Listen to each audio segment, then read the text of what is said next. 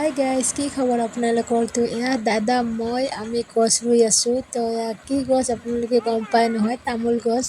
তো এইবিলাক এনেই খালী হৈ আছে। তো দাদা মানে যিবাৰে আহে ঘৰত সদায় কেইডালকৈ ৰুই যায়। তো দাদা এইবাৰ ভাবিল কেইডালমান ৰুই থৈ দিওঁ।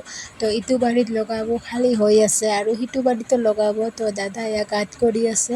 তো ইয়াতে আমি পূৰা ৰুম, ময়ো লগতে মানে চাট দি আছোঁ।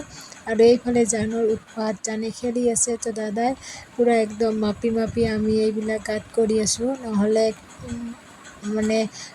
একদম চিধা নহয়, তেৰা বেকা হৈ যায়। চ' সেইকাৰণে আৰু মই পূৰা ইয়াতে এনেই জগিং কৰি আছোঁ।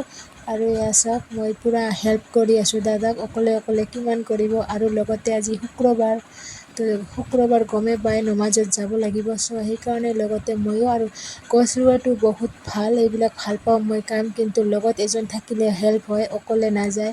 চ' সেইকাৰণে ময়ো দাদাক হেল্প কৰি দি আছোঁ। আৰু দাদা পূৰা ৰুলে, আৰু জানো এইফালে ৰুই আছে, আপোনালোকে ফ'ল' কৰিব। দাদাৰ ছাইডত জান এইবিলাক ৰুই আছে, আৰু গাঁতত দি দিছে। চাওক কি ধুনীয়াকৈ ৰুইছে। সিও জানে চাই সিও শিকি গৈছে, সিও চাই সিও এইবিলাক কৰে, যিটো দেখে সেইটোৱে। আৰু মই সেইফালে তাক খেদি দিলোঁ, এইফালে বহি আছে, ক'ত গৈ আছে নাজানো, খেলি আছে এনেকৈ। ভাল পাই কিমান আৰু ঘৰত থাকিব। চ' আপোনালোকে আৰু ভিডিঅ'বিলাক বেছিকৈ শ্বেয়াৰ কৰি দিব, যদি এনেকুৱা গছ ৰুই ভাল লাগে। আৰু কাৰ ঘৰত আমাৰ ঘৰৰ ওচৰত কোনোবাৰ যদি ডাঙৰ তামোলৰ এনেকুৱা পুলি আছে, তো এটা কমেণ্ট কৰিব, আমাক লাগে। আৰু কোনোবা যদি এনে দিয়ে তো বেছি ভাল। তো bye bye, love you all.